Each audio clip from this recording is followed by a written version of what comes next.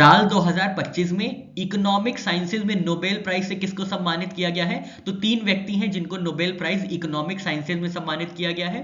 पहले व्यक्ति हैं जोएल मुकर, सेकेंड व्यक्ति हैं फिलिप एगियन और थर्ड व्यक्ति हैं पीटर हॉइट, जिनको सम्मानित किया गया है इकोनॉमिक साइंसेज में नोबेल प्राइज से।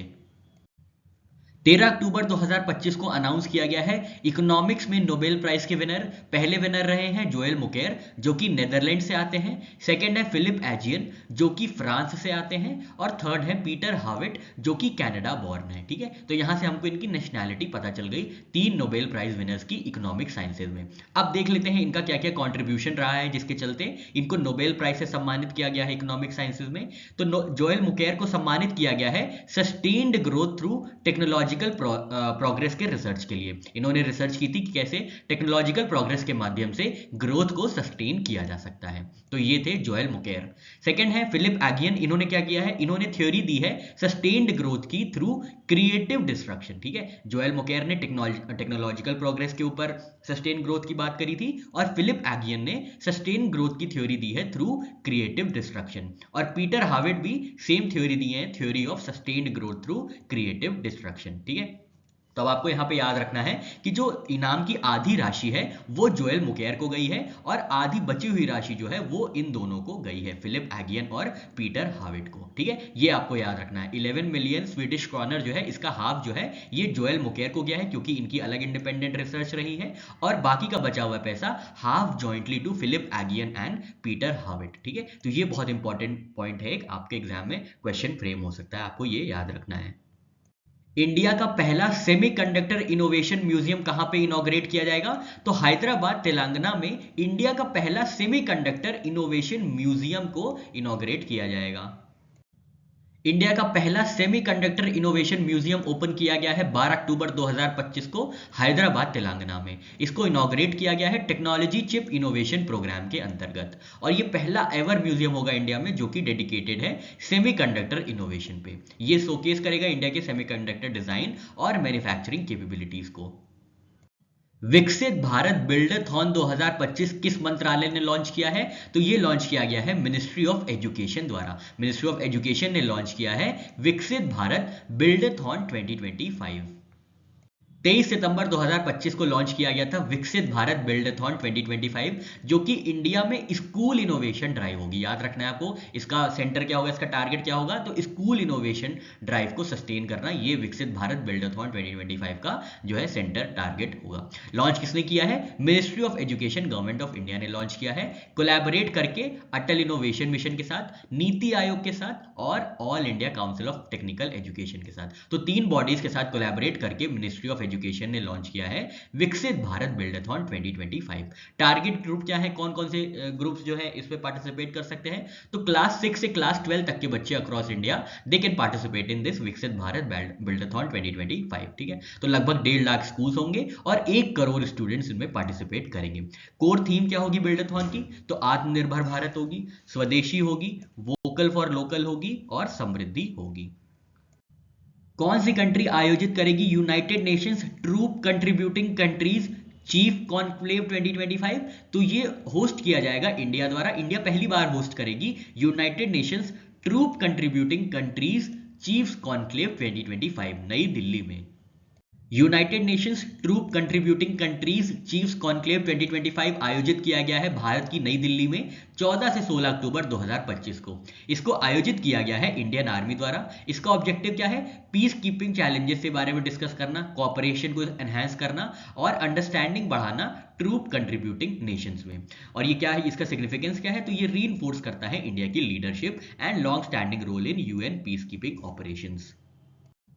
कॉन्क्लेव का स्ट्रक्चर क्या होगा? तो 2 सेशंस होंगे, प्लेनरी सेशंस एंड डायलॉग्स होंगे और capacity building and cultural events आयोजित किए जाएंगे। इसमें कितने नेशंस पार्टिसिपेट करेंगे? तो 32 नेशंस पार्टिसिपेट करेंगे। अब आपको सारे नहीं याद रखने हैं, आपको ये याद रखना है कि किसको नहीं बुलाया गया है। तो पाकिस्तान और चाइना को इसमें इन्वाइट नहीं किया गया है United Nations troop contributing chief conference में। ठीक है, तो ये आपको याद रखना है, पाकिस्तान और चाइना को नहीं न्योता भेजा गया है। भारत की कौन सी ट्राइबल कम्युनिटी ने अचीव किया है 72% literacy rate as per president recent recognition? तो ये है सिद्धि ट्राइबल्स, जिन्होंने 72% लिटरेसी रेट अचीव किया है और इनको प्रेसिडेंट की तरफ से रिकॉग्निशन भी प्राप्त हुआ है। तो आपको याद रखना है ये सिद्धि ट्राइबल्स हैं जिनका जो लिटरेसी रेट है वो पहुंच गया है 72%। 13 अक्टूबर 2025 को प्रेसिडेंट ऑफ इंडिया ने अनाउंस किया है सिद्धि ट्राइबल कम्युनिटी ने अचीव किया है 72% लिटरेसी रेट। ठीक है, तो बहुत इंपॉर्टेंट है, आपको याद रखना है कौन सी ट्राइबल कम्युनिटी है, सिद्धि ट्राइबल कम्युनिटी है। कितना लिटरेसी रेट अचीव किया है, 72%। ट्राइब का स्टेटस क्या है, तो ये पर्टिकुलरली वल्नरेबल ट्राइबल ग्रुप है और स्केड्यूल्ड ट्राइब है। ये ट्राइबल का स्टेटस है, सिद्धि ट्राइबल का स्टेटस। इनको रिकॉग्नाइज किया गया था as scheduled tribe in the year 2003। Ethnic origin की बात करें सिद्धि ट्राइबल की, तो इनको माना जाता है कि ये डिसेंडेंट्स हैं बंतु पीपल के ईस्ट अफ्रीका में। ईस्ट अफ्रीका की बंतु ट्राइब है, वहां के ये डिसेंडेंट्स हैं सिद्धि ट्राइबल्स।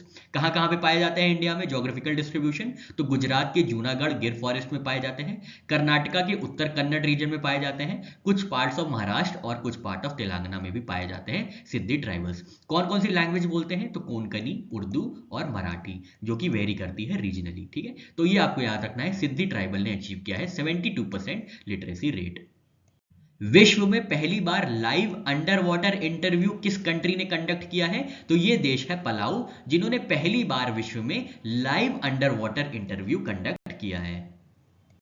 13 अक्टूबर 2025 को पलाओ ने विश्व में पहली बार कंडक्ट किया है लाइव अंडर वाटर इंटरव्यू। जल के अंदर पहली बार लाइव इंटरव्यू कंडक्ट किया गया है पलाओ नेशन द्वारा। इसको किसने कंडक्ट किया है, इसको प्रेसिडेंट है सोरेंगल विप्स जूनियर, जो कि रिपब्लिक ऑफ पलाओ के प्रेसिडेंट हैं। इन्होंने कंडक्ट किया है दुनिया का पहला अंडर वाटर इंटरव्यू लाइव। ठीक है, इंटरव्यू के पार्टनर कौन थे, तो मरीन एक्टिविस्ट है मर्ले लेवेंट। ये इंटरव्यू पार्टनर थे प्रेसिडेंट सोरेंगल विप्स जूनियर के। कौन सी टेक्नोलॉजी यूज की गई थी, तो life high technology, light Fidelity technology use की गई थी डेटा ट्रांसमिशन के लिए। ठीक है, लोकेशन क्या थी, कहां पे, beneath the Pacific ocean near Palau. ठीक है, तो वर्ल्ड का पहला लाइव अंडर वाटर ब्रॉडकास्ट किया गया है पलाऊ द्वारा। अक्टूबर 2025 में आरबीआई में एग्जीक्यूटिव डायरेक्टर के पद पे किसको अपॉइंट किया गया है, तो सोनाली सेन गुप्ता जी हैं, जिनको अपॉइंट किया गया है एग्जीक्यूटिव डायरेक्टर के पद पे आरबीआई में। इनको 9 अक्टूबर 2025 को अपॉइंट किया गया है as executive director. Wholesale central bank digital currency के माध्यम से फाइनेंशियल एसेट्स को टोकनाइज करने के लिए आरबीआई ने कौन सा एक नया प्लेटफॉर्म जारी किया है, तो यह प्लेटफॉर्म है यूनिफाइड मार्केट इंटरफेस, जिसकी मदद से क्या होगा, फाइनेंशियल एसेट्स को टोकनाइज किया जाएगा। 13 अक्टूबर 2025 को आरबीआई ने लॉन्च किया है unified market interface tokenized finance के लिए। इसको अनाउंस किया गया है आरबीआई गवर्नर संजय मल्होत्रा जी द्वारा ग्लोबल फिनटेक फेस्ट 2025 में। इनिशिएटिव का नाम हमने देखा यूनिफाइड मार्केट इंटरफेस। इसका पर्पस क्या है, तो जितने भी फाइनेंशियल एसेट्स हैं उनको सेंट्रल बैंक डिजिटल करेंसी का इस्तेमाल करते हुए टोकनाइज करना। कौन कौन सी टेक्नोलॉजी यूज की जाएगी, तो ब्लॉकचेन और स्मार्ट कॉन्ट्रैक्ट्स का यूज करके फाइनेंशियल एसेट्स को टोकनाइज किया जाएगा। इससे क्या होगा, इससे डेटा शेयरिंग जो है एनहांस होगी, सिक्योरिटी एनहांस होगी, फाइनेंशियल इंक्लूजन किया जाएगा। कुछ और डिजिटल प्रोडक्ट्स जो आरबीआई ने लॉन्च किए हैं वो है यूपीआई हेल्प, जो कि एआई बेस्ड सपोर्ट टूल होगा स्मॉल लैंग्वेज मॉडल्स के लिए। आईओटी पेमेंट्स विद यूपीआई, जो कि एनेबल करेगा पेमेंट वाया कनेक्टिव डिवाइसेस। और बैंकिंग कनेक्ट, जो कि inter operable net banking interface होगा। और लास्ट में यूपीआई रिजर्व पे भी लॉन्च किया गया है, जो कि फीचर करता है यूपीआई में for pre authorization and fund control. तो ये कुछ इंपॉर्टेंट इनिशिएटिव से डिजिटल प्रोडक्ट्स जो कि आरबीआई द्वारा लॉन्च किए गए हैं ग्लोबल फिनटेक फेस्ट में। International day for disaster risk reduction कब ऑब्जर्व किया जाता है, तो हर वर्ष 13 अक्टूबर को ऑब्जर्व किया जाता है international day for disaster risk reduction. और इससे ग्लोबल फ्रेमवर्क एक लिंक्ड है, याद रखना है आपको, वो है Sendai framework for disaster risk reduction 2015 to 2030। कई बार आपसे एग्जाम में यही पूछता है सेंदाई फ्रेमवर्क किससे रिलेटेड है, तो डिजास्टर रिस्क रिडक्शन से रिलेटेड है।